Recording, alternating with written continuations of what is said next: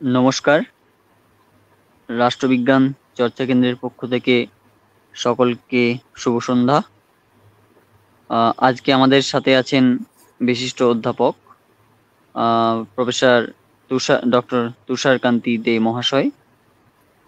তাকে অসংখ্য ধন্যবাদ রাষ্ট্রবিজ্ঞান চর্চা কেন্দ্রের পক্ষ থেকে আমাদের এই প্ল্যাটফর্মে উনি একটা টপিকের উপর আলোচনা করতে চান তার জন্য। তিনি যে বিষয়ের উপর আলোচনা করবেন সেটি হচ্ছে a critical discussion on agricultural export potential of West Bengal. খুব ভালো একটা টপিক, ইকোনমিক্সের একটা টপিক। তিনি মূলত ইকোনমিক্সের একজন অধ্যাপক। আমি অধ্যাপক তুষারকান্তি দে মহাশয়কে অনুরোধ করব আজকের আলোচনাটি শুরু করার জন্য। স্যার, প্লিজ আপনি শুরু করুন। প্রথমত শুভ সন্ধ্যা সকলকে। আর দ্বিতীয়ত প্রকাশ এবং রাষ্ট্রবিজ্ঞান চর্চা কেন্দ্র প্রত্যেককে আমার তরফ থেকে ধন্যবাদ রইল আমাকে এই প্ল্যাটফর্মে বলতে দেওয়ার জন্য। আমি জেনারেলি এমপিরিক্যাল কাজকর্ম করি এবং কৃষির ওপর কাজ করি। কৃষি বলতে পারেন অর্থনীতির সঙ্গে কৃষি আমার বিষয়। তার কারণ আমি নিজে একটি বলতে পারেন প্রায় কৃষি জীবী ফ্যামিলি একটি ফ্যামিলি থেকেই উঠে আসা। আর দ্বিতীয়ত কৃষির সাথে আমার ছোটবেলা থেকে একটা ওতপ্রোত যোগ রয়েছে। আর আমরা পশ্চিমবঙ্গে যে মানুষজন আজও যদি আমরা সংখ্যা তাত্ত্বিক স্টাডি করি তাতে আমরা দেখতে পাবো প্রায় ৮০% ওপরে মানুষ তারা কিন্তু এই কৃষি এবং কৃষিজাত পণ্য তাকে জীবিকা করে বেঁচে রয়েছে। অর্থাৎ এবং তারাই প্রায় পিছিয়ে পড়া বা দরিদ্র শ্রেণী তারাই। তার কারণ আজকে পাঞ্জাব বা হরিয়ানার মতন পশ্চিমবঙ্গে বড় জোট নেই। ক্ষুদ্র এবং মাঝারি জোটের সংখ্যাই সেটাও প্রায় ৮০% সমস্ত কৃষকদের মধ্যে। সুতরাং সে জায়গায় দাঁড়িয়ে একটা রাজ্য যেটা চিরাচরিতভাবে কৃষি প্রধান, কৃষি যার জীবিকা, এবং সেই কৃষকরাই যেখানে জীবনযাত্রার মানোন্নয়নে আজ অবধি সেভাবে উঠে আসতে পারেনি, যদিও কিছু প্রোগ্রেস আমরা বিগত কয়েকটা দশকে আমরা লক্ষ্য করেছি, সেটা অনস্বীকার্য একদম নয়। সেক্ষেত্রে আমার মনে হয় কৃষিতে একটা এমফাসিস করা উচিত। ঠিক সেই স্ট্যান্ড পয়েন্ট থেকেই আমি কৃষি সম্পর্কিত গবেষণাগুলি শুরু করি। সেক্ষেত্রে আমার যেটা মনে হয়েছে যে কৃষি পণ্য উৎপাদন এবং তার ধরন পরিবর্তন এটা কোনো নতুন বিষয় নয়। সবুজ বিপ্লব থেকে আরম্ভ করে আমরা যদি আরো কতগুলো মানে কৃষিজাত বিপ্লব লক্ষ্য করি তাহলে যেটা দেখতে পাবো যে কৃষি পণ্য উৎপাদন এবং তার ধরন পরিবর্তন এটা কিন্তু ভারতবর্ষে তথাপি পশ্চিমবঙ্গে অলরেডি হয়ে গেছে। তাহলে কেন কোথায় ঠেকে রয়েছি যে কারণে কৃষকদের জীবনযাত্রার মান উন্নয়নের যে মধ্যা ব্যাপার, অর্থাৎ মাথাপিছু আয়, কৃষকদের মাথাপিছু আয়, সেটা কিন্তু ঠিক জায়গায় নেই। এইটার কারণ অনুসন্ধান করতে গিয়ে বিভিন্ন রকম তথ্য সামগ্রী নিয়ে পড়াশোনা করে আমার যেটা আসে বা আমি যেটা বুঝতে পারি, যেটা অনুধাবন করতে পারি, সেটা হচ্ছে সমস্যাটা বিপণনে। সমস্যাটা কিন্তু উৎপাদনে অনেক কম। তো সেই বিপণনের জায়গা থেকে স্থানীয় বাজারে বিক্রি করে একজন কৃষকের মানোন্নয়ন খুব বেশি করে হয়ে যাবে, আজকের বর্তমান শতাব্দীতে দাঁড়িয়ে এটা ভাবা উচিত নয়। কারণ কৃষিকেও কিন্তু ভাবতে হবে শিল্প তথাপি ইন্ডাস্ট্রির সেন্সে। একটা শিল্প কিংবা একটা ইন্ডাস্ট্রি শুধুমাত্র লোকাল বাজারে বিপণন করে তার উন্নয়ন বা উন্নতি হয় না। এটা ইতিহাস সাক্ষী। এটা বাণিজ্যের ইতিহাস দেখলে আমরা দেখতে পাবো। সেই শুরুতে অষ্টাদশ শতাব্দীর আগে যখন ফিজিওক্রাটসরা নৌবাণিজ্য করতেন তখনও দেখেছি যে বিপণনের জন্য দেশান্তর দরকার। সুতরাং কৃষি পণ্যের ক্ষেত্রে এর আলাদা কিছু হবে না, সেটাই স্বাভাবিক ধরে নেওয়া যায়। আর ঠিক সেই জায়গাগুলোকে বোঝানোর জন্য আমি পশ্চিমবঙ্গের কৃষিপণ্য বিপণনের বিষয়ে কিছু গবেষণামূলক স্লাইড রেখেছি, সেটা আমি এবার একটু প্রেজেন্ট করছি।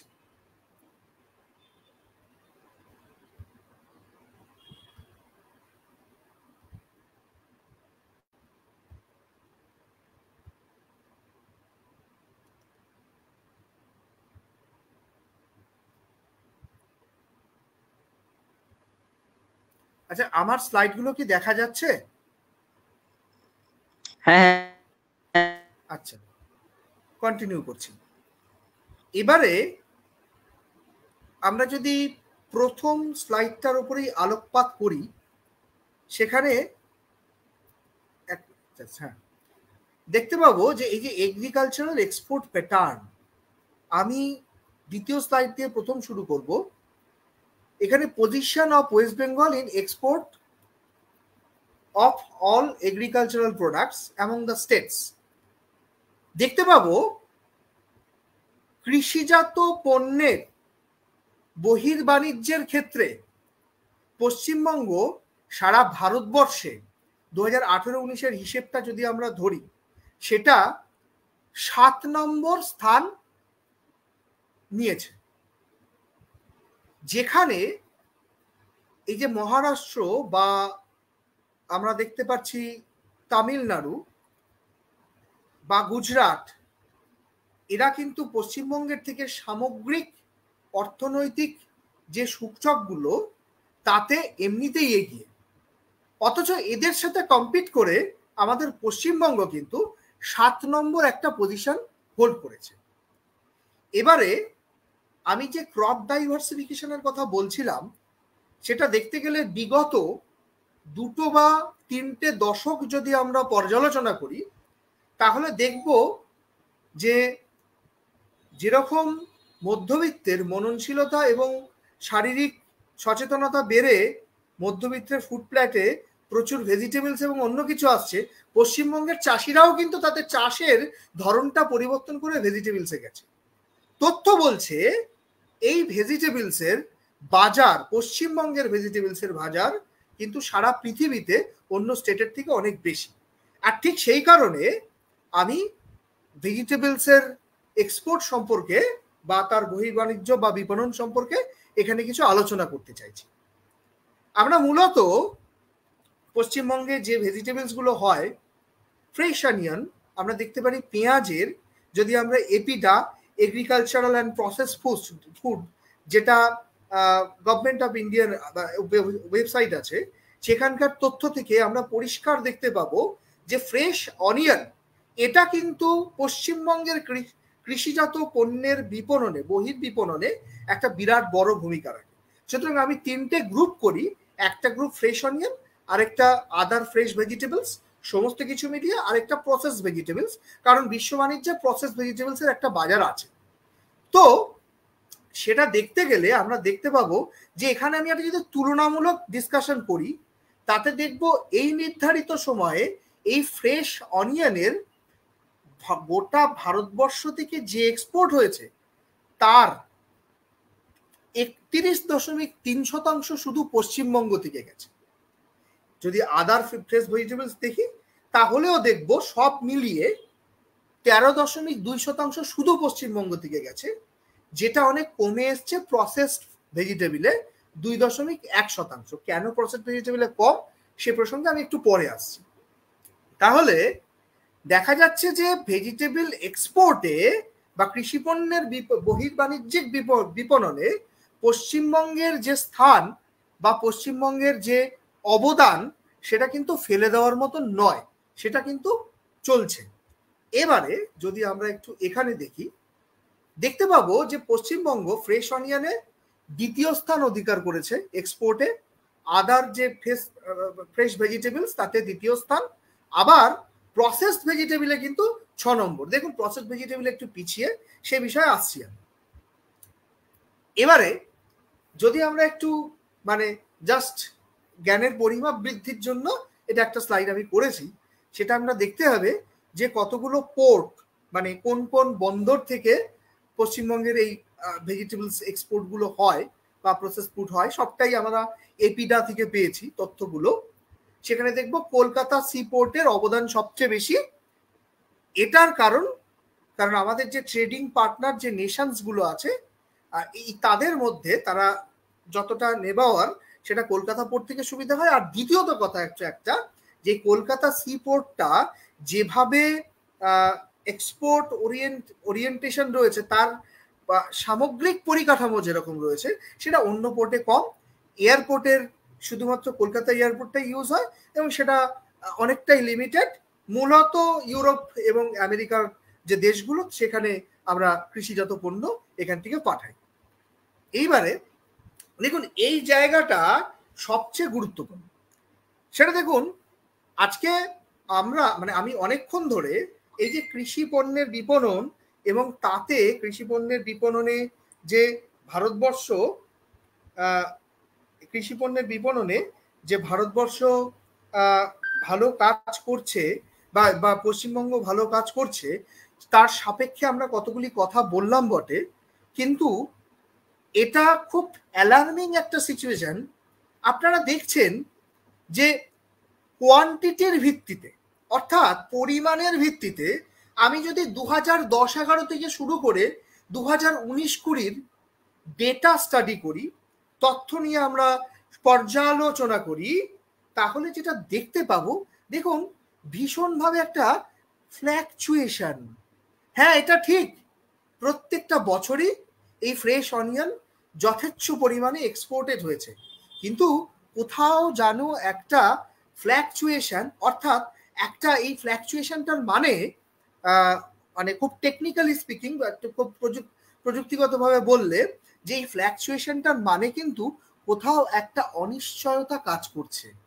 অর্থাৎ এর ভিত্তিতে কৃষক যে তার প্ল্যান করতে পারে বা কৃষক যে আগামী দিনের পরিকল্পনা করতে পারে এবং এই যে অন্যান্য অর্থনৈতিক ইন্ডিকেটরগুলো যেগুলোর মধ্যে একটি জাতীয় তার আয় এবং সেটাকে কেন্দ্র করে যে অন্য প্ল্যান করতে পারে যাতে জীবনযাত্রার মান উন্নয়ন হয়, সেখানে কিন্তু একটা সমস্যা দেখতে পাচ্ছি, একটা সন্দেহের বাতাবরণ দেখতে পাচ্ছি এই ফ্ল্যাকচুয়েশনটা থেকে।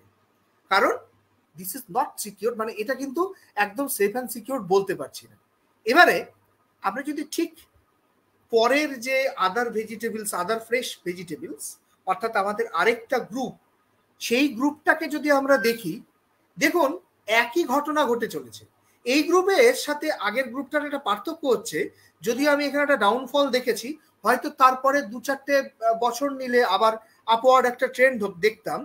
দেখুন এখানে এই আদার ফ্রেশ ভেজিটেবলসে কিন্তু আমরা এখানে একটা অদ্ভুতভাবে আপওয়ার্ড ট্রেন্ড দেখছি, কিন্তু এই আপওয়ার্ড ট্রেন্ডে ফেথ কতটা থাকবে, বিশ্বাস কতটা থাকবে, এটা সব থেকে বড় বিষয়।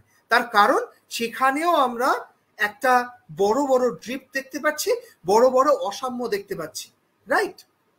এখন যদি আমরা টোটাল এগ্রিকালচারাল প্রোডাক্টে দেখি, আপনি দেখবেন সেটার ক্ষেত্রেও এরকম এই আপওয়ার্ড ট্রেন্ড রয়েছে, প্রচুর ড্রিফট রয়েছে।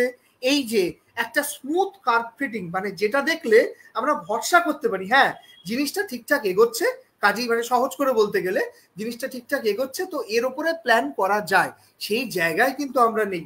যদিও আমাদের প্রসপেক্ট আছে, যদিও আমরা ভালো কাজ করছি, কিন্তু আমরা এটাকে সেফ অ্যান্ড সিকিউর ভেবে এর ভিত্তিতে যে পরবর্তী পরিকল্পনা নেব, সেই জায়গায় কিন্তু আমরা একেবারেই নেই।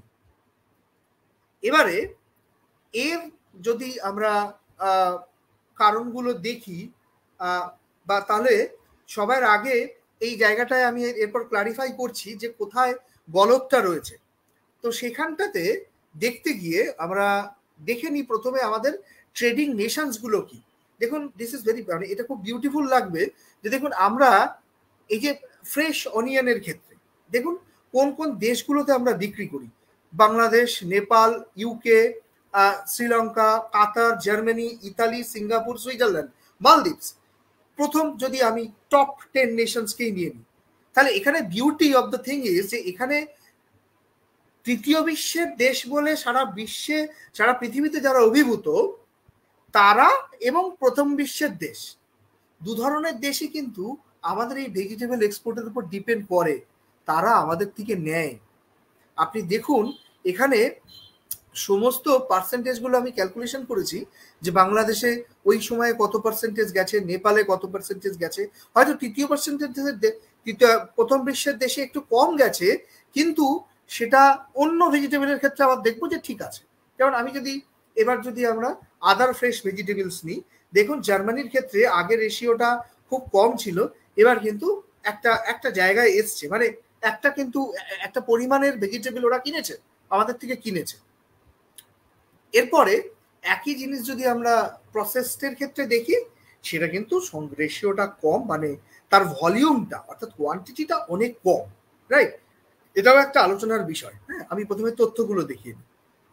তো এরপরে যদি আমরা টোটাল এগ্রিকালচারাল প্রোডাক্টটা দেখি, পশ্চিমবঙ্গ থেকে যারা যাচ্ছে সেখান থেকে টপ 10-এর প্রথম লিস্টে বাংলাদেশ রয়েছে, তারপর নেপাল, সেখানেও দেখুন ভুটান, কিছু প্রথম বিশ্ব কিছু তৃতীয় বিশ্ব মিলিয়ে, অর্থাৎ আমি এখানে এটা প্রকাশ করতে চাইছি যে গোটা বিশ্বের বাজারেই আমাদের এগ্রিকালচারাল প্রোডাক্টের, মানে এগ্রিকালচারাল যে কমোডিটি, তাদের কিন্তু একটা চাহিদা রয়েছে। সুতরাং এটাকে আমরা প্রসপেক্ট হিসেবেই দেখতে পারি। গোটা বিশ্বে যেখানে আমাদের প্রসপেক্ট রয়েছে, চাহিদা রয়েছে, অথচ সেই পণ্যটাকে যখন আমি রপ্তানি করতে যাচ্ছি, তার রপ্তানির যে ট্রেন্ড, তাতে এত ফ্ল্যাকচুয়েশন কেন? এটা হলো মূল প্রশ্ন, গবেষণার প্রশ্ন এটা, যে সেখানে এত ফ্ল্যাকচুয়েশন কেন, গন্ডগোলটা কোথায়? দুটো কারণ। একটা হতে পারে সম্পূর্ণ টেকনিক্যাল কারণ, আর আরেকটা হতে পারে খানিকটা হলেও পররাষ্ট্রীয় নীতি এবং বিভিন্ন যে ট্রেডিং নেশনস, তাদের সাথে আমাদের যোগাযোগ বা তাদের সাথে আমাদের যে সম্পর্ক, সেগুলো। আমি টেকনিক্যাল রিজনটাকে খোঁজার আগে মোটামুটি আমরা যাদের সাথে বাণিজ্য করেছি বা যে দেশগুলোর সাথে এগ্রিকালচারাল কমিটির বাণিজ্য করেছি, তাদের সাথে কিছু সম্পর্কের একটা খসড়া তৈরি করেছি, যেখানে একটা মিনিমাম একটা রূপরেখা পাওয়া যায়। যেমন দেখুন, আমি আমার ট্রেডিং নেশন, খুব ভালো ট্রেডিং পার্টনার বাংলাদেশ, বর্তমানের পরিস্থিতিকে আমি একদম আজকের দিনের যে পরিস্থিতি, সে আলোচনায় আসছি না, কারণ সেটা নিয়ে আলোচনা করার সময় বা সেটা নিয়ে তাতে ট্রেড কতটা এফেক্টেড সেটা আলোচনা করার সময় আরেকটু অবজারভেশনের পরে আসবে। তবে যদি চিরাচরিত আমরা চুক্তিগুলো দেখি, তাহলে যেটা দেখতে পাবো, দেখুন এই যে south Asian free trade area agreement, Bangladesh India দুজনেই মেম্বার, এবং এটা 2006 সালের চুক্তি। তারপরে ইন্ডিয়া বাংলাদেশ ট্রেড ফেসিলিটেশন, তাহলে দেখুন জেনেরিক যে চুক্তি, তার মধ্যেও ইন্ডিয়া বাংলাদেশ রয়েছে, আবার ইন্ডিয়া বাংলাদেশের আলাদা এগ্রিমেন্টও রয়েছে, যেটা কিন্তু ইন্ডিয়া বাংলাদেশের বাণিজ্যিক সম্পর্ককে স্মুথ করেছে। একই জিনিস যদি আমরা ইন্ডিয়া নেপালের ক্ষেত্রে দেখি, দেখুন particular India by Nepal bilateral trade treaty রয়েছে। আবার পাশাপাশি কত সুন্দর 2011 সালে এই কমোডিটি পাঠানোর জন্য যে পোর্টের যে ট্রানজিট থাকে, সেই ট্রানজিটটাকেও সোজা করে নিয়ে আসার জন্য, কস্ট রিডাকশন করার জন্য সেখানেও চুক্তি রয়েছে। 2020 সালেও আমরা ওদের নেপালের সাথে পোর্টের চুক্তি পাই, যাতে পুরোটাই বাণিজ্যটাকে সহজ করে। তাহলে দেখুন এই যে আমার দুজন নেভার কান্ট্রি, পলিসিগত দিক থেকে তাদের সাথে আমার ট্রেডে কোনো সমস্যা নেই। তারপরে যদি ইন্ডিয়া জার্মানি দেখি, এটাও একটা সুইটনেস। দেখুন জার্মানি প্রাচ্যের অনেক দূরের একটি দেশ, ইন্ডিয়া পাশ্চাত্য, মানে ওটা পাশ্চাত্য, এটা প্রাচ্য, এবং দুইয়ের মধ্যে যে ডিফারেন্স, দূরত্বগত ডিফারেন্স, মানে সেটা একদম যোজন একটা দূরত্ব রয়েছে, এবং সেক্ষেত্রে মানে ফ্লাইটের সমস্যা রয়েছে। অতঃপর যদি আমরা ইন্ডিয়া জার্মানির চুক্তিগুলোকে লক্ষ্য করি, তাহলে আপনি দেখুন এখানে কিন্তু ইন্ডিয়া জার্মানি বিজনেস ফোরাম রয়েছে। কি এই বিজনেস ফোরাম? দুই পক্ষের, মানে একটা প্রাচ্যের দেশ এবং একটা পাশ্চাত্যের দেশ, দুই দেশের মধ্যেকার যে ব্যবসায়িক সমঝোতা, শুধু বলবো না, ব্যবসায়িক আপলিফটমেন্ট, অর্থাৎ দুজন দুজনকে সুবিধা করে দেওয়া, ইকোনমিক রিলেশনগুলোকে ইজি করা, সে বিষয়ে চুক্তি 2011 সালে রয়েছে। এবং স্ট্র্যাটেজিক প্ল্যানিং পার্টনার ইন্ডিয়া এবং জার্মানি ছিল 2000 সাল থেকে। কেন? কেন? তাতে কি লাভ হয়েছে? তাতে দুই পক্ষের স্ট্র্যাটেজিস্টরা একটা ভীষণভাবে আলোচনামূলক পদ্ধতি চালিয়ে দুই পক্ষের ইকোনমিক টাইস এবং কে কোথায় কোন ধরনের ইকোনমিক স্ট্র্যাটেজি নেবে যাতে করে ট্রেডটা স্পেশালি ফ্যাসিলিটেট হয়, সেরকমও কিন্তু হয়েছে। এখানে কিন্তু কোনো রিটালিয়েশন এফেক্ট বা small country big country effect সেটা লক্ষ্য করা যায় না। তারপর জয়েন্ট ইকোনমিক কমিশন হয়েছে একটা ইউরোপিয়ান দেশের সাথে, যে এই যে বাণিজ্যিক সম্পর্ক, এটা তো একটা আশার বাণী বহন করছে শুরু থেকে। ইন্ডিয়া ইউএসএ, যদিও ইউএসএর বিভিন্ন রকম সমস্যা বা ভারতবর্ষকে পরোক্ষভাবে ক্ষতি করা, সেগুলো ভীষণ পলিটিক্যাল, ইন্টারন্যাশনাল পলিটিক্যাল এজেন্ডা, সেগুলো আমরা জানি। কিন্তু অতঃপর ইউএস এর সাথেও কিন্তু ট্রেড এগ্রিমেন্ট আছে, যেটা লেটেস্ট 2020 সালেও আমরা দেখেছি, 2018 সালেও দেখেছি, এবং কিছু কোঅপারেশনও রয়েছে। সুতরাং ট্রেড ফ্লোতে খুব একটা বাধা আছে সেটা কিন্তু নয়, বা ওখান থেকে এই ধরনের কারণের জন্য, এই ধরনের পররাষ্ট্রনৈতিক কারণের জন্য যে বাধা আসছে, আমরা ট্রেন্ডে ড্রিফট ফলো করছি, সেটা কিন্তু নয়। একইভাবে ইন্ডিয়া ইউকের ক্ষেত্রেও দেখতে পারি। ইন্ডিয়া ইউকের ক্ষেত্রে বাইল্যাটারাল রিলেশন, একটু বাইল্যাটারাল এগ্রিমেন্ট কম থাকলেও ইউরোপিয়ান ইউনিয়নের সাথে যে চুক্তিগুলো হয়েছে, তাতে কিন্তু ইউকের সাথে ট্রেড করতে আমাদের সুবিধা হয়েছে, সেটা আমরা দেখতে পাচ্ছি এখানে। পাশাপাশি ইন্ডিয়া শ্রীলঙ্কা তো আবার একটি প্রতিবেশী দেশ এবং দ্বিতীয় বিশ্বের দেশ। সেক্ষেত্রেও দেখুন, প্রথমে India Sri Lanka free trade agreement হয়েছে 2000 সালে।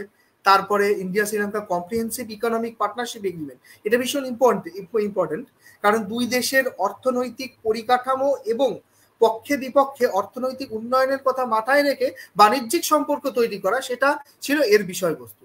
তাহলে সব মিলে যেটা দেখতে পাচ্ছি, যে তৃতীয় বিশ্ব প্রথম বিশ্ব দুক্ষেত্রেই কিন্তু ভারতবর্ষের স্ট্যান্ড খারাপ খুব একটা ছিল না ফর ট্রেড এগ্রিমেন্টস। আর ইন্ডিয়া কাতারের তো বাইল্যাটারাল এগ্রিমেন্ট আছে, এবং আমরা সবাই জানি একটা বড় পরিমাণ এক্সপোর্ট ইম্পোর্ট এগ্রিকালচার শুধু নয়, মানে অন্যান্য অনেক বিষয়তেই হয়ে থাকে। সুতরাং ট্রেডটা কিন্তু এক্ষেত্রে স্মুথ, এরকম না যে কোনো পররাষ্ট্রীয় সম্পর্কের জন্য ট্রেড বাধা পাচ্ছে। ইন্ডিয়া ইতালির ক্ষেত্রে এটাও একটা খুব সুইট জিনিস। দেখুন, ইন্ডিয়া ইতালির ক্ষেত্রেও বাইল্যাটারাল এগ্রিমেন্ট কম, কিন্তু বিভিন্ন unity related, council related agreement রয়েছে। অর্থাৎ সেক্ষেত্রেও কিন্তু ট্রেডটা সম্ভব, ট্রেডে বাধা নেই। এই যে আমরা যে আমাদের যে স্ট্র্যাটেজি, লিবারালাইজেশন, প্রাইভেটাইজেশন এবং গ্লোবালাইজেশন 90-এর দশকে যেটা আমরা মিট করেছি, তারপর থেকে কিন্তু এই সমস্ত বাইল্যাটারাল যে এগ্রিমেন্টগুলো এবং ট্রেড বহির্বাণিজ্যযুক্ত যে এগ্রিমেন্টগুলো, সেগুলো কিন্তু ফেসিলিটেটেড হয়েছে, সেগুলো কিন্তু ক্ষতি কিছু হয়নি, বা সেগুলোর জন্য আমার পশ্চিমবঙ্গ থেকে মাল এক্সপোর্ট হতে পারছে না বা কিছু একটা সমস্যা আসছে, সেটা কিন্তু নয়। আমরা ইন্ডিয়া সিঙ্গাপুরের ক্ষেত্রেও আশাজনক জিনিসই দেখতে পাবো।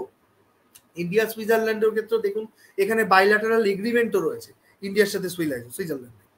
মালদ্বীপ তো আমাদের মতনই, একটু মানে আমাদের মতন বলবো না, হয়তো আরেকটু পিছিয়ে পড়া, কারেন্সির দাম ওখানে আরো কম, রাদার ইন্ডিয়ান কারেন্সি। তো সেখানেও কিন্তু জয়েন্ট ওয়ার্কিং গ্রুপ রয়েছে, ইন্ডিয়ার সাথে ইকোনমিক কোঅপারেশন রয়েছে, সবটাই কিন্তু আমরা দেখতে পাচ্ছি। তাহলে যেটা মধ্যা বিষয় আমার বলবার এখান থেকে, সেটা হলো যে আমার কিন্তু পররাষ্ট্রীয় সম্পর্কের জন্য বা পররাষ্ট্রীয় সম্পর্কগুলোর জন্য যে এই এক্সপোর্ট ট্রেন্ডে এত ড্রিপ দেখতে পাচ্ছি, এত ওঠানামা দেখতে পাচ্ছি, এত চড়াই উতরাই দেখতে পাচ্ছি, সেটা কিন্তু নয়। হয়তো কখনো কখনো কোনো সার্টেন সমস্যা এসছে, কিন্তু সেই সার্টেন সমস্যাটাও এরকম হয়নি যেটা পলিসিগতভাবে এমন কিছু হবে যাতে করে একটা সার্টেন ইয়ারে হঠাৎ করে ড্রিফট একটা ট্রেন্ড টার্মে নামিয়ে দিল বা উঠিয়ে দিল, এরকম পরিস্থিতি কিন্তু নয়।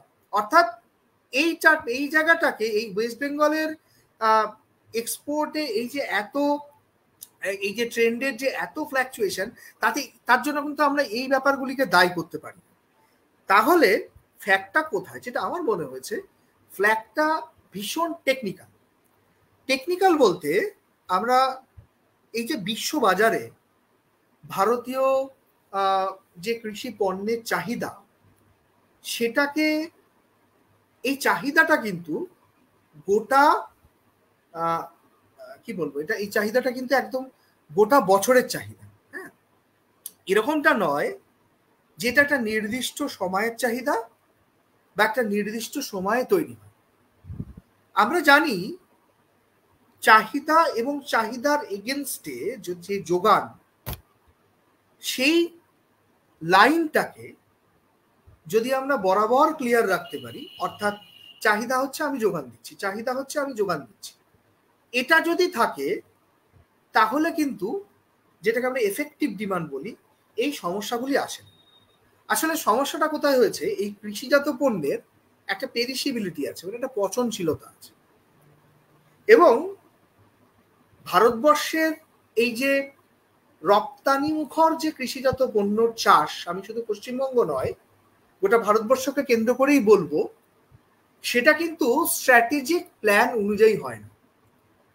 গবেষণা প্রসঙ্গে আমি আমার নিজের গ্রাম এবং আরো কতগুলো পশ্চিমবঙ্গের জেলা ঘুরেই বলছি, কখনো দেখা যাচ্ছে যে কাঁচা লঙ্কার অত্যুৎপাদন বা টমেটোর অত্যুৎপাদন, সেটাকে স্টোরেজ করা যাচ্ছে না, সেটা পচে যাচ্ছে। এবারে পরের বছর চাষি কি করলো, সে আগের বছরের অভিজ্ঞতা থেকে খুব কম চাষ করলো, বাজারে দাম বেশি এবং এক্সপোর্ট যে ডিমান্ড অর্থাৎ রপ্তানির যে চাহিদা সেটাও অনেক বেশি, কিন্তু সেটাকে আমরা স্যাটিসফাই করতে পারছি না। কেন? কারণ সেবার চাষ হয়নি, নিজেদের কারণে। কেন চাষ হয়নি? কারণ আগের বার চাষিরা লোকসানে ভুগেছে। এই জায়গাটাকে ঠিক করতে হবে। সেটা হলে আমাদের একটু পরিকাঠামোগুলোর দিকে নজর দিয়ে নেওয়াটা দরকার বলে আমার মনে হয়।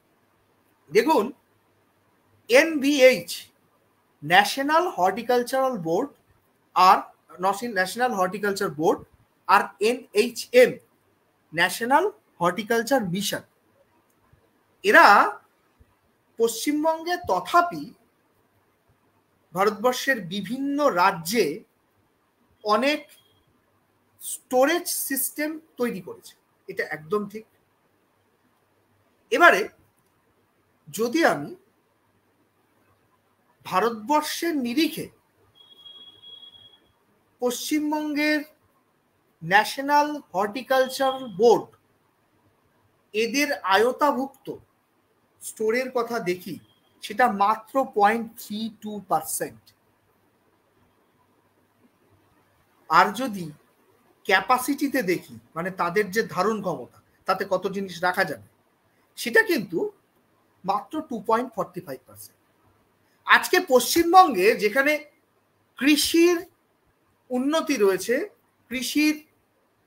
কৃষিজাত পণ্যের বিপণনে আমরা আশাবাদী, সেখানে তার সংরক্ষণের ব্যবস্থাতে ভারতবর্ষের নিরিখে যদি পশ্চিমবঙ্গ এতটা পিছিয়ে থাকে, তাহলে সংরক্ষণ হবে কি করে? এবং আপনি যদি ন্যাশনাল হর্টিকালচারাল মিশনের আন্ডারে দেখেন, দেখবেন পরিস্থিতিটা ততই বছর। সেক্ষেত্রেও কিন্তু 3.65% আমরা দেখতে পাচ্ছি স্টোরেজের সংখ্যা, এবং 4.09% তার ধারণ ক্ষমতা। এবং দুটোকে যদি আমরা মিলিয়ে দিই, তাহলে দেখবো রেজাল্টটা ভীষণ একটা খারাপ। 0.47% নাম্বার অফ স্টোরেজ মাত্র ওয়েস্ট বেঙ্গলে আছে অল ইন্ডিয়ার নিরিখে, আর ক্যাপাসিটি ইন মেট্রিক টনে মাত্র 2.99%। এটা কিন্তু ভীষণ একটা খারাপ জিনিস। এই যে আমি কথাটা বললাম, এখানে কিন্তু কোনো কোল্ড স্টোরেজ বা এই ধরনের কথা বলছি না, এটা কিন্তু শুধুমাত্র সাধারণ ওয়্যার হাউস, সাধারণ স্টোরেজের কথাই বলছি। এখন এখানে কেউ একটা প্রশ্ন তুলতে পারে যে সিঙ্গুরের আলু চাষিরা তারা বড় বড় কোল্ড স্টোর প্রাইভেট লিমিটেড অমুক তমুকে রাখে, বা কৃষ্ণনগরে হেমন্ত হিমঘরে রাখা যায়, কিন্তু সেগুলো না সবটাই বেসরকারি ইনিশিয়েটিভ, যেখানে আমার পশ্চিমবঙ্গে ক্ষুদ্র এবং প্রান্তিক চাষির সংখ্যা প্রায় 78 কি 9%, সেখানে প্রাইভেট হিমঘরে গিয়ে রাখবে তারাই ওই সামান্য বড় জোরদারেরা। জেনারিক চাষিদের পক্ষে এটা সম্ভব নয়। এবার চলে আসি এজেন্সি ওয়াইজ কোল্ড স্টোরেজের ডিস্ট্রিবিউশন।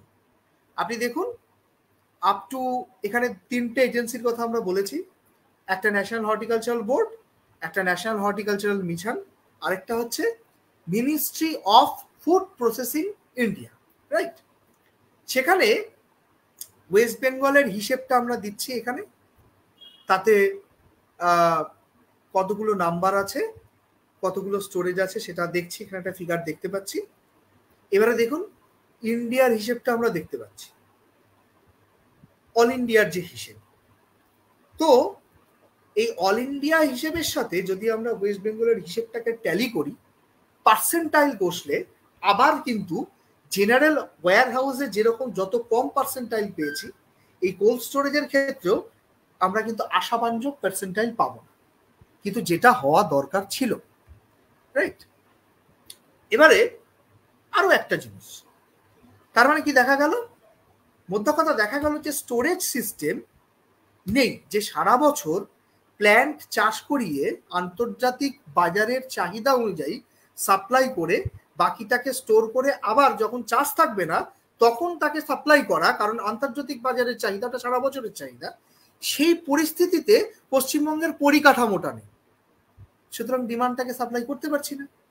তারপর দেখুন, আমরা যদি এই জায়গাটা লক্ষ্য করি, এই যে কথাটা WBSAMB, West Bengal state agricultural marketing board, যারা বিপণনের দায়িত্ব নেয়, তাদের আন্ডারে এখানে কতগুলো কৃষক বাজার আছে। কৃষক বাজার কি, যে কৃষকরা সকালবেলায় সবজি তুলে নিয়ে বা কৃষিজাত পণ্য তুলে নিয়ে বাজারে যাবেন এবং সেখানে বিক্রি করবেন, সেখানে পাইকাররা আসবে, হোলসেলরা আসবে, কিনবে। হ্যাঁ, এবার এদের আন্ডারে গোডাউন আছে মাত্র 35টি, অকশন প্ল্যাটফর্ম মাত্র 90টি।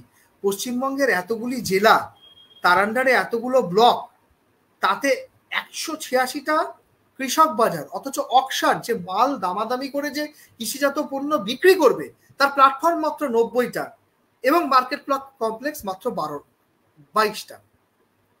তাহলে এবং development of agricultural farm and research station মাত্র 20টা। এখানে একটা অদ্ভুত বিষয় হচ্ছে, এই যে 20টা development of agricultural farm and research station, এর মধ্যে ওয়ার্কিং কন্ডিশনে আছে হাতে গোনা গুটি কত। আবার এই যে কৃষক বাজার, এই কৃষক বাজারগুলো, কৃষক বাজারের বিল্ডিং তৈরি করা আছে। আমি কিছুদিন আগেই বাঁকুড়ার জয়পুর দিয়ে ফিরছিলাম, হঠাৎ দেখলাম কৃষক বাজারের বাসটা দাঁড়ালো, সেখানে সেটাও দেখলাম ওয়ার্কিং না, সেখানে অন্য দোকান বসে রয়েছে। নদিয়া জেলার রানাঘাটেরও একই অবস্থা। তো এবার প্রশ্নটা হচ্ছে এটাই, যে তাহলে এই পরিকাঠামো নিয়ে আমরা কি করে বিপণনের কথা ভাবতে পারি, সেটা আমার প্রশ্ন। এক তো স্টোরেজ নেই, দ্বিতীয়ত পরিকাঠামো, স্টোরেজ ছাড়া অন্য পরিকাঠামো। অথচ এই যে West Bengal state agricultural marketing board, এদের ভূমিকা কিন্তু, এদের যদি আমি ফাংশনস বলি, সেটা কিন্তু খুব মহৎ একটা ব্যাপার, ভীষণ নোবেল।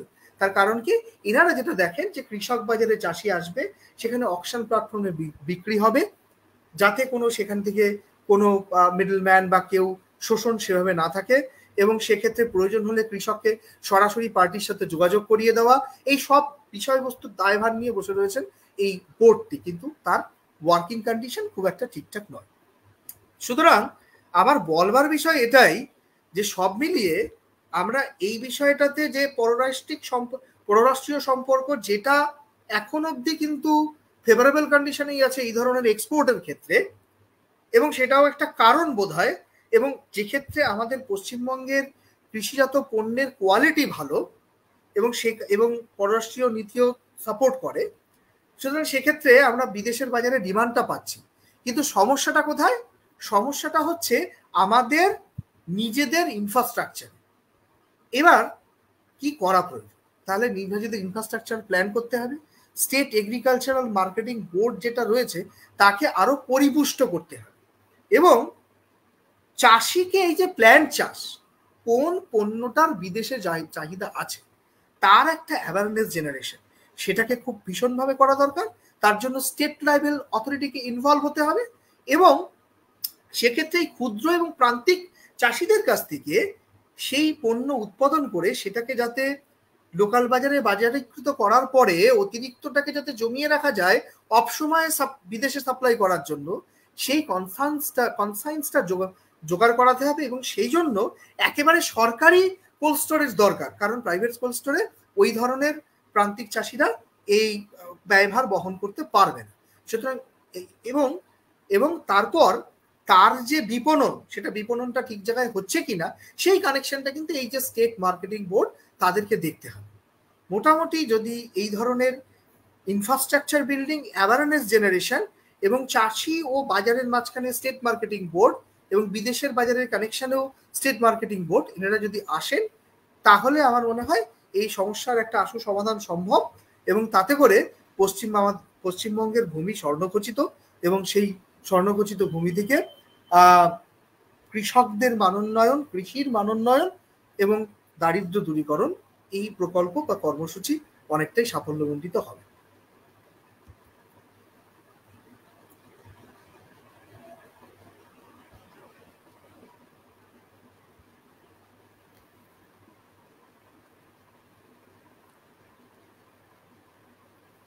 তো আমার এটাই বলার ছিল আজকের সভায়।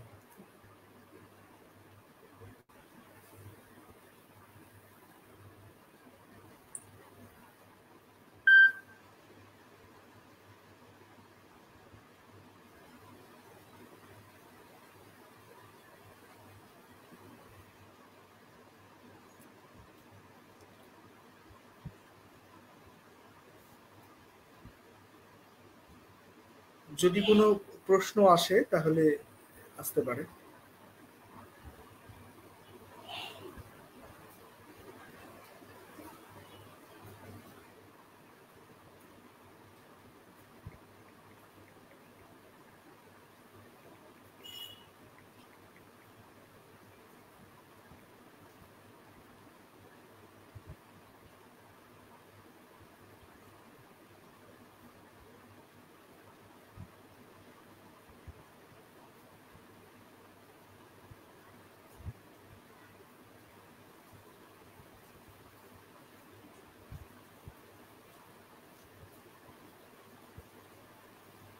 কোনো প্রশ্ন থাকলে কিন্তু এখন প্রশ্ন করা যেতে পারে।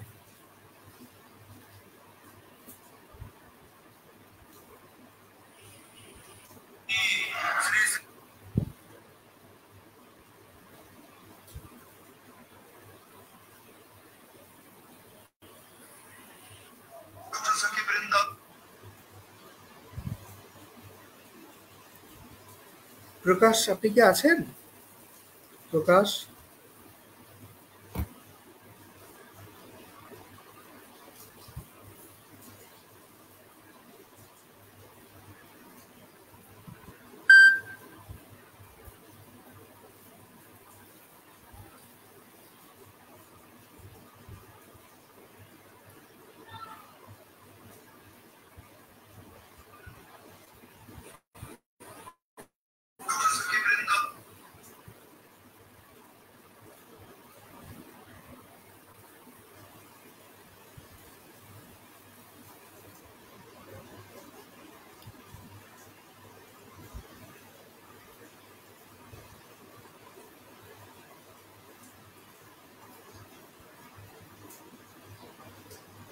হ্যাঁ, কোনো প্রশ্ন থাকলে এখন আসতে পারে প্রশ্ন।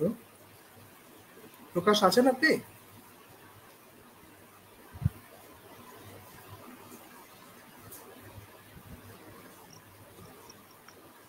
হ্যাঁ, শুনতে পাচ্ছেন? হ্যাঁ হ্যাঁ হ্যাঁ, শুনতে পাচ্ছি।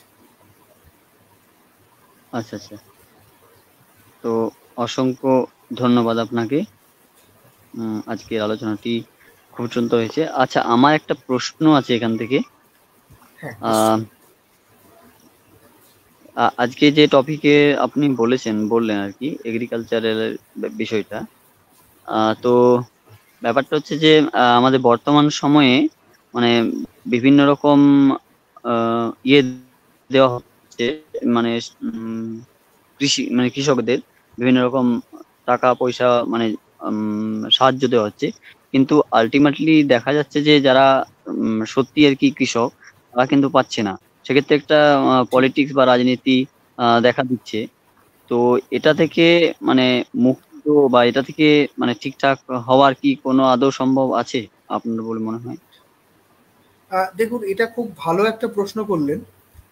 আমি এটা একদম নিজের গ্রাম দিয়ে বলি। যেটা হয় দেখবেন, টাকাগুলো ঢোকে চাষের সাবসিডি ফন্ড। মানে বিগত ৩ বছর আগে কলা লাগিয়ে রেখেছে, তার সাবসিডি তারা আজকে ক্লেম করছে, এবং যারা পলিটিক্যালি প্রসেস করতে পারে বা পঞ্চায়েত ঘনিষ্ঠ, it's better to say panchayat ঘনিষ্ঠ, তারা কি করছে, সেই সাবসিডিগুলো পেয়ে যাচ্ছে। তো এটা শর্ট অফ করাপশন। এটাকে রিমুভ করতে গেলে সবার আগে যেটা দরকার, আমাদের যে লোকাল সেলফ গভর্নমেন্ট, যে সরকার সব থেকে আগে মানুষের কাছে পৌঁছয়, সেই মহাত্মা গান্ধীর পঞ্চায়েতি রাজ সিস্টেম, তার একটা মেন্টারিং খুব দরকার। তার মেন্টারিং ছাড়া প্রকাশ এই সমস্যার সমাধান হবে না। অর্থাৎ এই পঞ্চায়েত লেভেল থেকে এর একটা অবজারভেটরি অথরিটি দরকার, যাতে সঠিক জায়গায় টাকাটা যায়। এবং যার জন্য দেখো, আজকে এগ্রিকালচারের সাবসিডি বলছে, মানে বিরাট বড় জোরদারকে সেই সাবসিডি পাইয়ে দিয়ে লাভ নেই। যে মার্জিনাল বা প্রান্তিক ফার্মার, আমি তার কাছে গেলে সুবিধা হতো, কিন্তু সে না কোথাও একটা অ্যাপ্লাই করতে পারে না। সেই জায়গাটায় কি হয়, পঞ্চায়েত স্তরে এর শুদ্ধিকরণ দরকার, এবং পঞ্চায়েত স্তর থেকেই লোক গিয়ে ফিল্ড ভেরিফিকেশন করে তাকে অ্যাপ্লাই করাবে এবং অবজার্ভ করবে আমি কাকে টাকাটা দিচ্ছি। তো এটা যদি হয় তাহলে এটা তবেই সম্ভব। এটা কিন্তু একদম পঞ্চায়েতি রাজ সিস্টেমের ভেতর থেকে লোকাল সেলফ গভর্নমেন্টকে দিয়েই করাতে হবে।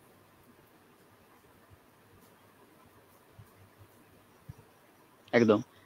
আচ্ছা, আরেকটা হচ্ছে যে আম, মানে চাষিরা চাষ করছে, কিন্তু তারা মানে সঠিক তার মূল্য পাচ্ছে না। এটা কিন্তু সব জায়গাতেই দেখা দিচ্ছে বর্তমান সময়ে।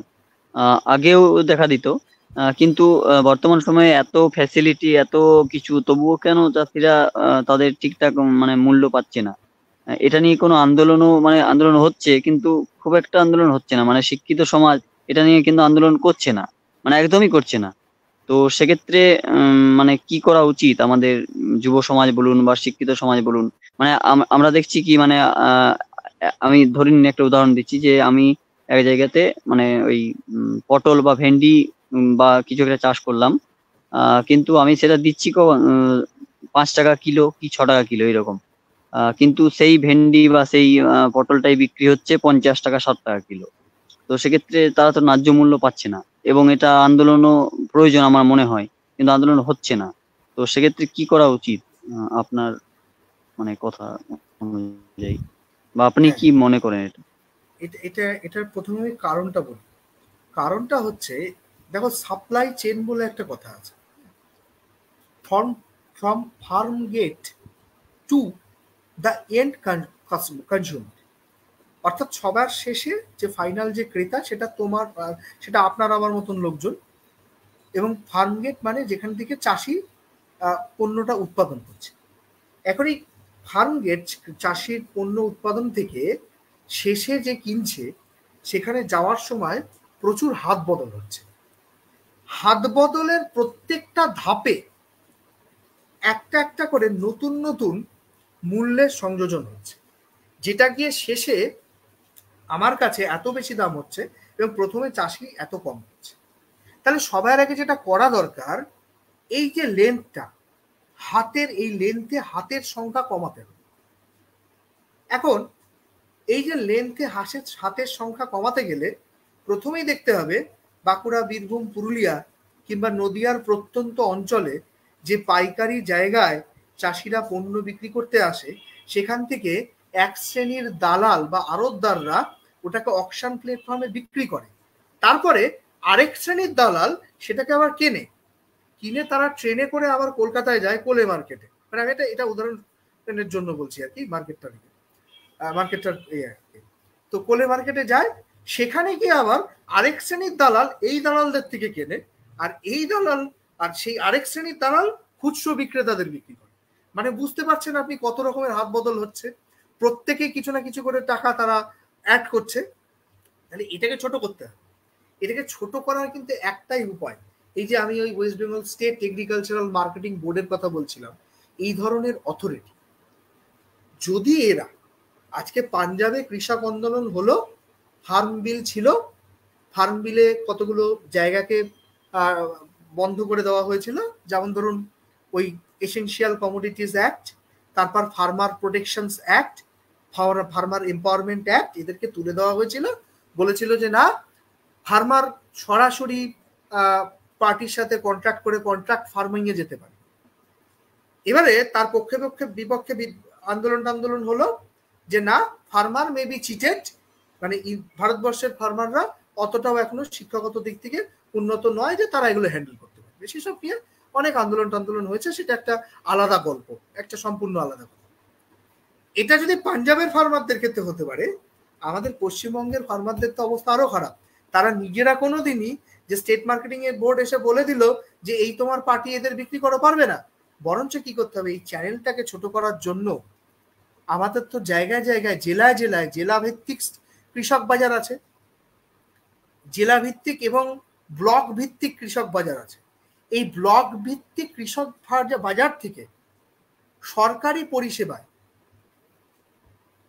ভেজিটেবলস বা অন্যান্য কৃষিজাত পণ্যের যে যানবাহন সেটা ব্যবস্থা করে কলকাতায় আরো বিভিন্ন সেন্ট্রাল মার্কেটে সেখানে পৌঁছে দেওয়ার ব্যবস্থা করতে হবে। মাঝখানে কেউ থাকবে না, কৃষক যাবে ওখানে, সেখান থেকে সরকার নিজের পর্যবেক্ষণে কিনে বাজারে পৌঁছে দেবে, সেখানে আবার সরকার অকশন প্ল্যাটফর্মে বিক্রি করবে। সরকার বা সরকারি প্রতিনিধিরা কিংবা সরকার নিযুক্ত বা সরকারের দ্বারা লাইসেন্স হোলসেলার যারা সরকার, এটাকে একটা সিস্টেমে আনতে হবে, যারা লাইসেন্সড বাই গভর্নমেন্ট বা স্টেট মার্কেটিং বোর্ড তারাই কিনছে, আবার সেন্ট্রাল মার্কেটে যেখানে বিক্রি করার তারাই বিক্রি, মানে তাদেরকেই বিক্রি করা হচ্ছে, রাইট? তাহলে লেন্থটা কমে গেল, মাঝখানে অবজারভেশনটা থাকলো, তাতে কি হলো, চাষিও 2 টাকা বেশি পেলো এবং যারা এন্ড কাস্টমার সেও 2 টাকা কমে কিনতে পারে। এবং এরপরে যে অতিরিক্ত পণ্য সেটাকে উৎপাদনও করাতে হবে এবং তার সংরক্ষণও করতে হবে কোল্ড স্টোরেজে, তাহলে কিন্তু সেটা আবার বিদেশি বিপণন হবে, তাহলে কিন্তু এই সমস্যার সমাধান সম্ভব।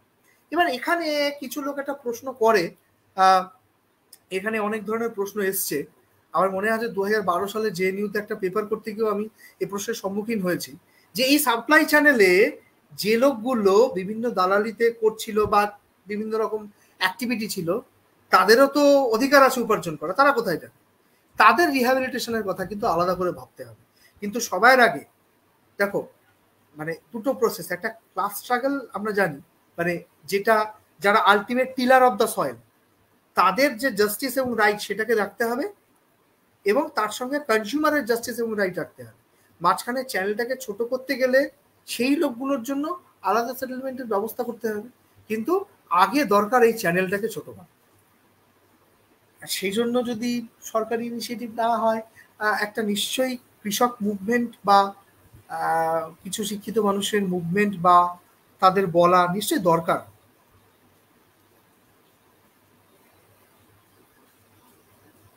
হ্যাঁ, আমারও তাই মনে হয়, কিন্তু ব্যাপারটা হচ্ছে যে শিক্ষিত সমাজ এটা নিয়ে কিন্তু আলোচনা করে না আমাদের ওয়েস্ট বেঙ্গলে, এটা কিন্তু সত্যি কথা। সেক্ষেত্রে মানে অনেক চাষিরাই এই আত্মহত্যা করে বা বিভিন্ন রকম কাজ করে ফেলে আর কি। তো যাই হোক, এটা আদৌ কোনোদিন সম্ভব হবে কিনা এটাও একটা মানে প্রশ্ন চিহ্ন মানে রয়েই গেল আর কি। না, তো আমার আমার আর এখানে একটু বক্তব্য হ্যাঁ, বলুন আছে। বলুন। এটা যেটা আপনি বলছেন যে আদৌ কখনো সম্ভব কিনা, আসলে না, অর্থনীতিতে বা সমাজনীতিতে কিংবা রাজনীতিতে কতগুলো পেশা আছে যাদেরকে সার্বিকভাবে একটু পিছিয়ে পড়া পেশা হিসেবে ধরা হয়। একজন চাষি, তিনি ইনবর্ন চাষি, জন্মের পর থেকে চাষি, কিন্তু ধরতে হবে চাষি মানে সে চাষ করছে, মানে তার একটা ফার্ম আছে, সেই ফার্মটা কৃষি ফার্ম, মানে চাষটাও যে শিল্প। সবার আগে আমাদের এই কনসাইন্সটা আনতে হবে যে agriculture is an industry, agricultural productions are also coming under industry. এই যে কথাটা যে চাষটা একটা শিল্প, এই জায়গাটা যদি আমরা শিক্ষিত মানুষেরা যদি এই যে একটা, এটা তো একদিনের কাজ নয়, এই চেতনাটা যদি জাগাতে পারি, তাহলে যেটা হবে, তাহলে কিন্তু আমার যেটা মনে হয় যে আস্তে আস্তে সমাজের মানুষজন এই চাষিদের নিয়ে কথা বলতে শুরু করবে। একদম। আচ্ছা, আপনি আজকে যেটা আলোচনা করলেন মানে ওয়েস্ট বেঙ্গলের পরিপ্রেক্ষিতে, আহ, আচ্ছা, অল ইন্ডিয়ার পরিপ্রেক্ষিতে যদি একটু এটার উপর আর কি বলতেন, মানে জাস্ট একটু ছুঁয়ে যেতেন, আলোকপাত করতেন, তো আমার মনে হয় খুব ভালো হতো যারা শ্রোতা তাদের। আসলে যেহেতু কৃষি পণ্য নিয়ে বলছি, তো আমরা কৃষি মুখর স্টেটগুলো নিয়েই কথা বলবো। তো সেক্ষেত্রে অল ইন্ডিয়ার নিরিখে যদি আপনি দেখেন, তাহলে দেখবেন মানে পশ্চিমবঙ্গ যেরকম প্রোগ্রেসিভ কৃষি পণ্য বিপণনে, মহারাষ্ট্র ভীষণ প্রোগ্রেসিভ। মানে যে প্রোডাক্টটাতে পশ্চিমবঙ্গ মানে ফ্রেশ অনিয়নের কথা আমি বলছিলাম, দ্বিতীয় স্থান অধিকার করেছে, মহারাষ্ট্র কিন্তু প্রথম স্থান অধিকার করেছে। দেখবেন আমরাও বাজারে গেলে আমাদের ক্ষেত্রে আমরা দেখতে পাই যে দেখবেন দেখবেন মাঝে মাঝে বলে যে এই পেঁয়াজটা 10 টাকা বেশি কেজি, এটা মহারাষ্ট্র থেকে আসছে। আসলে ওখানে উৎপাদনটা অনেক বেশি। ঠিক পাশাপাশি উত্তরপ্রদেশ আলুতে ভীষণ এগিয়ে এবং তারা প্রচুর আলু এক্সপোর্ট করে। এবং আপনি যদি ইয়েতে দেখেন আবার পাঞ্জাব এবং পশ্চিমবঙ্গ তারা ধানের ক্ষেত্রেই কাজ করে থাকে, রাইট? তাহলে ওভার দ্য ইন্ডিয়া ভীষণ শেষের দিকের মানে রাজস্থান বাদ দিলে বাকি সমস্ত স্টেট থেকেই কিন্তু এই এগ্রিকালচারাল এক্সপোর্ট হয়, কিন্তু গুণগত মানের, মানে বিশেষ করে ফ্রেশ ভেজিটেবল যেগুলো বিদেশের প্লেটারে, মানে আজকাল দেখবেন ইউরোপে আমার যারা বন্ধুরা থাকবে তাদের সাথেও কথা বলে দেখেছি ফ্রেশ ভেজিটেবলসের ভীষণ ক্রেজ, কারণ হেলথ কনসার্নস বাড়ছে। সেই জায়গা থেকে অন্যদের থেকে উত্তরপ্রদেশ, বিহার, পশ্চিমবঙ্গ, ঝাড়খণ্ড এরা কিন্তু আমরা এগিয়ে, এবং এক্ষেত্রে উড়িষ্যার পরিস্থিতি যথেষ্ট খারাপ। এখন আপনি যদি বলেন যে ইনফ্রাস্ট্রাকচার অ্যাভেলেবিলিটি, তাহলে এটা একদম ঠিক। এই যে ভারতবর্ষের নিরিখে ইনফ্রাস্ট্রাকচারে পশ্চিমবঙ্গের যে পিছিয়ে পড়াটা আমি দেখিয়েছি ডেটা দিয়ে, সেটা কিন্তু অনেকটা বেটার ইনফ্রাস্ট্রাকচার, অনেকটা ভালো ইনফ্রাস্ট্রাকচার আপনি মহারাষ্ট্রে পাবেন। সেটা হয়তো সেটার কারণ আমি একবার বলছিলাম যে ভারতবর্ষ মানে পশ্চিমবঙ্গ কোনো একটা জায়গায় 7 নম্বর র্যাঙ্ক করেছে, ওদের থেকে অনেক নিচে। আসলে কি হয়, ওদের যে না সার্বিক অর্থনৈতিক যে সূচক তাতেই ওরা অনেকটা এগিয়ে, যে কারণে না ওরা একটু বেশি অ্যাচিভ করতে পেরেছে, ওদের কনসাইন্সটা বেশি। এবং পাঞ্জাব হরিয়ানার ক্ষেত্রে যদি আমরা দেখি তাদের কনসাইন্সটা আরো বেশি। সেখানে কিন্তু কৃষক নয়, সেখানে কিন্তু কৃষকের কৃষি জমিটা হলো কৃষি জমি আর তার উৎপাদনটা হলো একটা ফার্ম। সে সেই ফার্মের মালিক, সেখানে প্রোডাকশন করে, যে লোহার প্রোডাকশন করে যেরকম একটা ফার্ম, যেরকম অন্য প্রোডাকশন করে একটা ফার্ম, সেরকম ওরা মানে কৃষি পণ্যের প্রোডাকশন করে, বুঝতে পেরেছেন? তো সেক্ষেত্রে তারা একটু এগিয়ে রয়েছে, আমরা একটু ইনফ্রাস্ট্রাকচারে পিছিয়ে রয়েছি। আমরা যদি আরেকটু ইনফ্রাস্ট্রাকচারে এগিয়ে যাই এবং অবজারভেশন বাড়াই, সুপারভিশন বাড়াই, তাতে কিন্তু মোটামুটি ভারতবর্ষ একটা একই নিরিখে সমস্ত এই কৃষি পণ্য উৎপাদনকারী স্টেটগুলো মোটামুটি একটা জায়গায় কনভার্জ করতে পারে, একটা ধরনের কনভার্জ করতে পারে, প্রায় সকলেরই একই রকম একটা কনভার্জেন্স আসতে পারে, বা একই রকমের একটা ভালো রেজাল্ট সব ক্ষেত্রেই আমরা পেতে পারি। এবং পশ্চিমবঙ্গের প্রসপেক্ট নিশ্চয়ই ভালো, কারণ প্রোডাক্টের কোয়ালিটির দিক থেকে কিন্তু বিশ্ববাজারে পশ্চিমবঙ্গের অ্যাগ্রো কমোডিটিগুলো সেগুলো অনেক বেশি প্রশংসিত, অনেক বেশি আলোচিত। আর আরেকটা জায়গা যদি আমরা দেখি, সেটা হচ্ছে এই যে বেসিক ফার্মার্স এডুকেশন, যেটা বলা ভীষণ দরকার।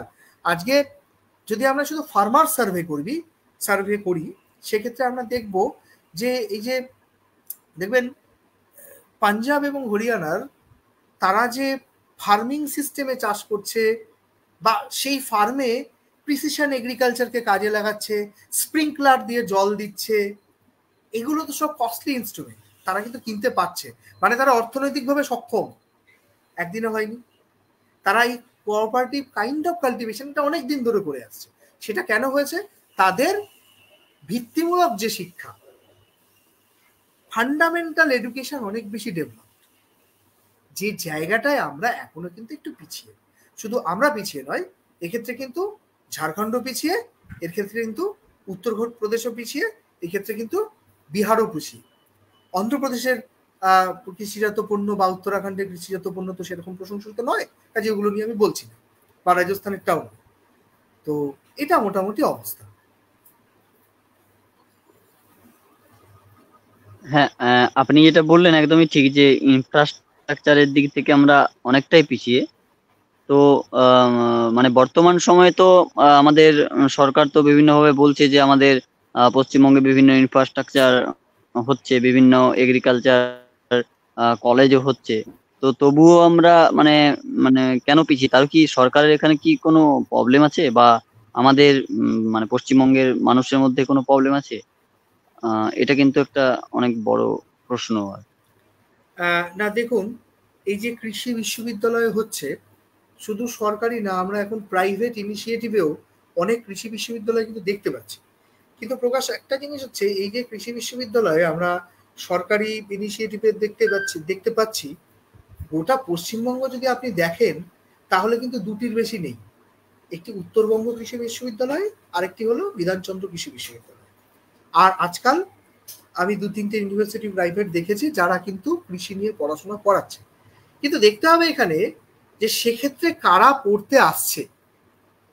those who are coming here to take the education, তারা কিন্তু মাঠের লোক নয়, তারা কৃষিটাকে একটা বিষয়, ভালো বিষয় হিসেবে পড়ছে এবং ভালো বিষয় হিসেবে পড়ে ফার্টিলাইজার কোম্পানিতে ভালো চাকরি পাচ্ছে এবং district agricultural board, agricultural marketing board, সেখানে একটা পদস্থ চাকরি করছে। কিন্তু তারা কি কখনো মাঠে নেমে গিয়ে সমস্যার পর্যবেক্ষণ করছে, নাকি চাষির ঘরের ছেলেটা পড়তে আসছে? দুটোর একটাও কিন্তু হচ্ছে না। সেক্ষেত্রে আপনি যেটা বলছেন যে হ্যাঁ একদম ঠিক, এই যে কৃষিভিত্তিক শিক্ষা, সেটা শুধু শুরু করলেই হবে না, সেটাকে কিন্তু একদম সমাজের যে নিম্নস্তর বলছি না, অন্যায় বলা এটা, অর্থাৎ সমাজের যে কৃষির স্তর, কৃষকদের স্তর, সেখানে নামিয়ে আনতে হবে। তাদের মধ্যে থেকে স্টুডেন্ট তৈরি করতে হবে, তবেই কিন্তু অবস্থার উন্নয়ন হবে শিক্ষার প্রসারের মাধ্যমে। তবে আমি মনে করি সবার আগে প্রাথমিক শিক্ষার বিস্তারটা ঠিকঠাক হোক, তাহলে একজন কৃষক নিজেই বুঝে যাবে যে আজকে যদি আমার এই কৃষিটাকে জাস্ট গৃহস্থলীর খাওয়া দাওয়া আর অল্প কিছু ক্যাশ রোজগার করার বদলে শিল্পের স্তরে নিয়ে যেতে চাই, তাহলে আমার ঘরের ছেলেটাকে কি পড়ানো উচিত সেটা বোঝার মতন ব্যাকগ্রাউন্ড তৈরি করে দিতে হবে। কিন্তু সেটা তো একটা সময় সাপেক্ষ ব্যাপার, একটা সামাজিক একটা সোশ্যাল অ্যাডাপশনের ব্যাপার। সেক্ষেত্রে আমাদের কি করতে হবে, আপাতত কিন্তু কাজের স্পিড বাড়ানোর জন্য একটু সরকারি তরফ থেকে অ্যাওয়ারনেস ক্যাম্পিং করা দরকার। আরেকটা যেটা আমার মনে হয়, জায়গায় জায়গায় না ট্রেনিং ক্যাম্প করে কিছু ট্রেনিং করানো দরকার, যেখানে রিয়েল কাল্টিভেটাররা আসবে, রিয়েল চাষিরা আসবে। এবং শুধু তাই নয়, যেহেতু আমরা আজকে বিদেশের ব্যবহার এবং যেখানে আমরা চাষের কৃষিজাত পণ্যের মান নিয়ে কথা বলছি, সেক্ষেত্রে যারা উৎপাদন করে, কিছু কৃষক আছে যাদের ভূমি নেই, তাদেরকেও বাদ দিলে হবে না, তাদেরকেও ট্রেন করাতে হবে, কারণ তারা কিন্তু উৎপাদন করছে। আর এই উৎপাদনের গুণমানের ওপর নির্ভর করছে কৃষির অর্থনীতি কতটা এগোবে।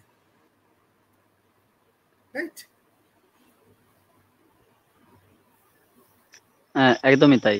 আচ্ছা, আমার আরেকটি লাস্ট প্রশ্ন, সেটা হচ্ছে যে আমাদের গ্রাম সাইডে, বিভিন্ন গ্রাম সাইডে কৃষকরা সঠিক মজুরি পায় না।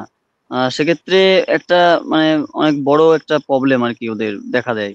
তো তারা তখন কি করবে, নিজের সংসার চালাবে না তাদের ছেলে মেয়েদেরকে পড়াশোনা করাবে? এটা একটা একটা বড় ব্যাপার। সেক্ষেত্রে তো কি বলবো তাদের কাছে নুন আনতে পান্তা ফোড়া এরকম একটা ব্যাপার। তো পড়াশোনা তাদের কাছে তো একটা বিলাসিতা মাত্র, তাই না? তো দেখো এইটার ক্ষেত্রে একটা উত্তর আছে।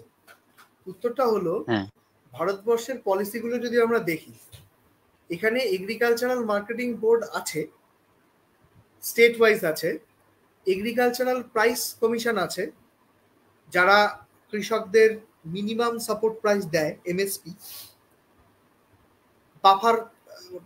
বাফার স্টক রেডিও করে, দুঃসময় কিনেও নেয়।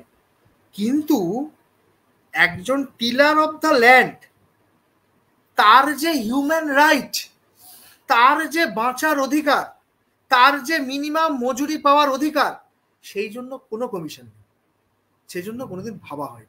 So this is the lacuna of the system, যার জন্য আজকে আমরা এই পরিস্থিতিতে দাঁড়িয়ে আছি।